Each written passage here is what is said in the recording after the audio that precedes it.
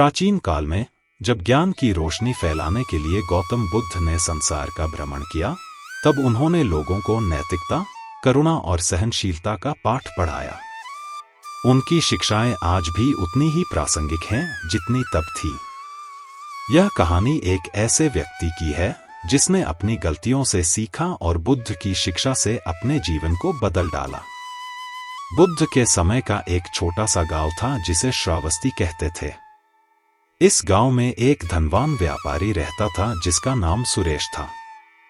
सुरेश का व्यापार बहुत अच्छा चल रहा था और वह अपने व्यापार के लिए दूर दूर तक यात्रा करता था। हालांकि सुरेश के जीवन का एक बड़ा दोष था, वह अक्सर अन्य महिलाओं को गलत निगाह से देखता था। उसकी इस आदत के कारण गांव में उसकी छवि खराब हो रही थी, लेकिन उसकी धन संपत्ति और प्रभाव के कारण लोग खुलकर उसका विरोध नहीं करते थे। एक दिन गौतम बुद्ध और उनके शिष्य श्रावस्ती पहुंचे। गांव के लोग बुद्ध की शिक्षाओं को सुनने के लिए उत्सुक थे और उनकी सभा में बड़ी संख्या में उपस्थित हुए। बुद्ध ने नैतिकता, सत्य और करुणा पर प्रवचन दिया, जिससे गांव के लोग बहुत प्रभावित हुए।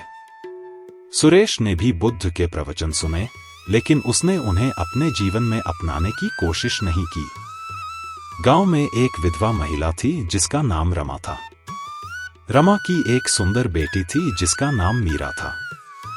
सुरेश ने मीरा पर बुरी निगाह डाली और उसे परेशान करने की कोशिश की। रमा ने बहुत परेशान होकर सोचा कि वह इस समस्या का समाधान कैसे करे।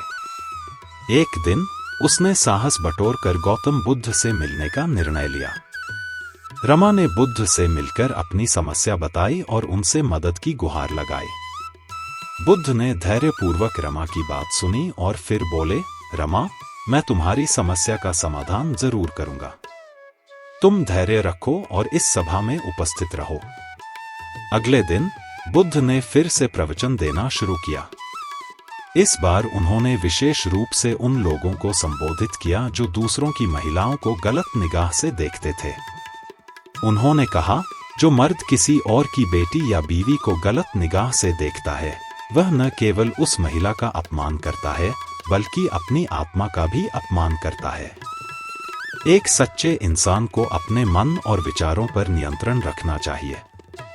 सुरेश भी बुद्ध के प्रवचन को सुन रहा था। उसने महसूस किया कि बुद्ध की बातों में गहराई और सत्यता है। वह जानता था कि उसकी आदतें गलत हैं और इससे न केवल दूसरों को बल्कि उसे भी नुकसान हो रहा है। बुद्ध की शिक्षाओं ने उसे सोचने पर मजबूर कर दिया। बुद्ध ने अपने प्रवचन में एक उदाहरण दिया। मान लो कि एक आदमी एक बगीचे में जाता है जहां सुंदर और महकते फूल खिले हैं। यदि वह उन फूलों को देखकर उनकी सुंदरता का आनंद लेता है और उनकी महक को महसूस करता है, तो यह सही है। लेकिन यदि वह उन फूलों को तोड़कर उन्हें नष्ट कर देता है, तो वह गलत करता है। इसी प्रकार एक महिला की सुंदरता की प्रशंसा करना एक बात है, लेकिन उसे गलत निगाह से देखना और उसे अपमानित करना गलत है। सुरेश ने बुद्ध की बातों को गहराई से समझा और उसे अपने किए पर पछतावा हुआ।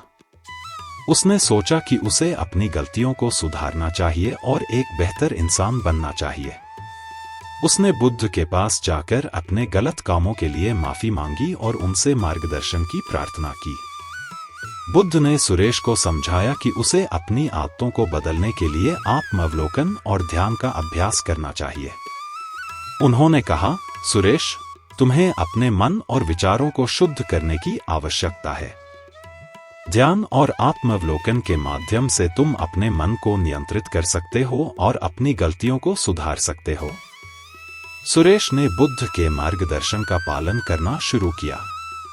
उसने नियमित रूप से ध्यान और आत्मावलोकन का अभ्यास किया। धीरे धीरे उसने अपनी गलत आदतों को छोड़ दिया और एक सच्चे और ईमानदार व्यक्ति बन गया। उसने अपने धन का उपयोग गांव के लोगों की भलाई के लिए करना शुरू किया और विशेष रूप से उन महिलाओं और बच्चों की मदद की जो असहाय थे। गांव के लोग सुरेश के इस बदलाव से बहुत प्रभावित हुए।